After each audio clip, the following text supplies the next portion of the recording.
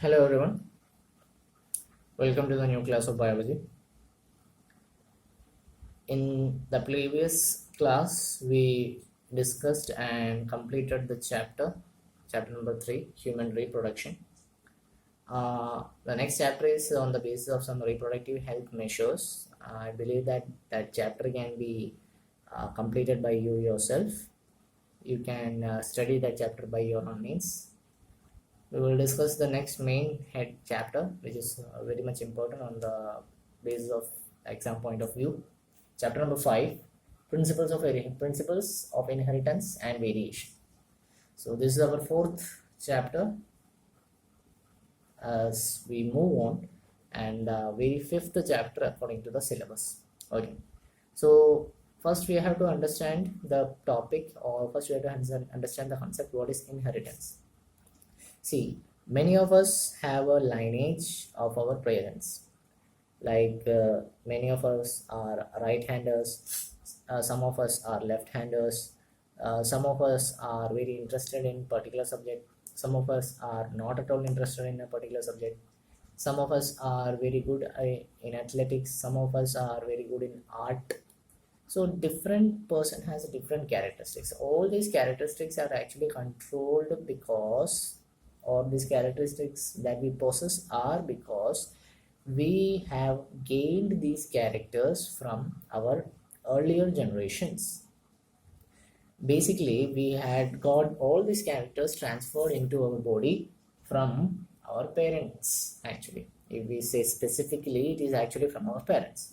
So what is actually inheritance? It's nothing but a process where characters, or which we can say trait, is being transferred from the parental generation to the offsprings. If a parent transfers the characters to from this generation to the offsprings, then that process is actually known as inheritance. Okay, so what is inheritance? Actually, it's a process of transfer of characters from parental generation to next generation. The very first experimental demonstration was for the study of inheritance was done by Gregor Johann Mendel, who is also known as the father of genetics. He was an Austrian. He was from Austria. He was also a priest, and he did some experiments on a plant. Actually, he did experiment on the pea plant, and on this pea plant, he did some experiments, and on the basis of those experiments, what he did, he collected 14 different varieties of pea plant, or we can say he collected 7 pair of contrasting characters of different pea plant. Means one single character which has 2 different contrasting characters.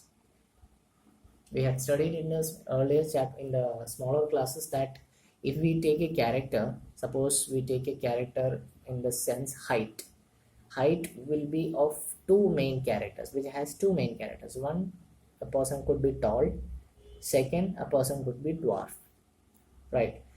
And suppose if we take the shape of a person or the size of a person, I beg your pardon, if we take the size of a person, the person's size could be, he could be very much fat, or he could be very much thin. So these characters actually has 2 different contrasting pairs.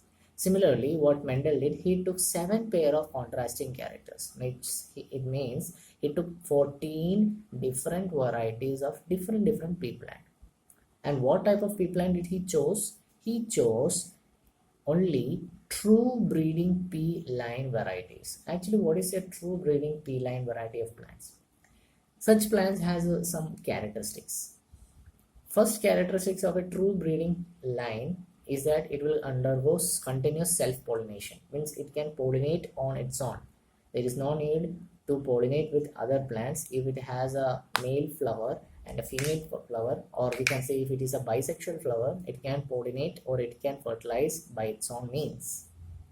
Second characteristics about a true breeding pea line is that it will show a stable character inheritance. Means the character will be passed on and it will be stable, like the height of something, or the size of a fruit in a plant, or the color of the flower in a plant. It will be stable, it will not be changed, and also the most important thing, it will be expressed even after generation or after generation. Means for several generations, these characters, suppose if a flower has is red in color, and it is it is having self pollination, then definitely that red colored flower will have the red colored flowers in the future generation also. Okay, so that's about how Mendel selected the pea plant on the basis of some true breeding pea line varieties. So what are the 7 pair of characters or 14 characters that Mendel took for the experiment of pea plant? Let's see. So these are the 7 pair of contrasting characters that Mendel took for his experiment. First character is the seed shape, the shape of the seed. We are well aware about Mendel's experiments that when he took a pair of characters, it will have 2 different contrasting trait. First one, it will be a dominant trait or dominant character. Means it will be definitely this dominant character will be shown in an organism. Second one will be the recessive trait. Means it will be not shown in the organism, but still that character is present in the organism. Suppose our parents are of smaller in height in comparison, and we are actually of good height. Okay, so in that condition, it is not necessary that our next generation, suppose because we are tall, it is not at all necessary that our next generation will also be tall, because there is already a recessive character. Actually, that tallness in you is your dominant character which is being shown, but there is also a recessive character which is present in your body which you cannot determine, and it is not at all necessary that in the next generation, when you have your next generation, they will have the tallness that you attained. They could also have the tallness that your parents had attained, right? So different characters are present in different organisms, especially in case of pea plant. What are the characteristics that has been taken? First one is the shape of the seed. Dominant character was round, recessive character was wrinkled. Seed color yellow, green. Flowers color violet, white. Pod shape full size pod, constricted. Constricted means very small in size. Pod color green, yellow. Flower position means where could the position of the flower come. Axial means in between the stems. Terminal means at the end tip of the stem. Stem height, which I said already. Tall character is actually dominant character.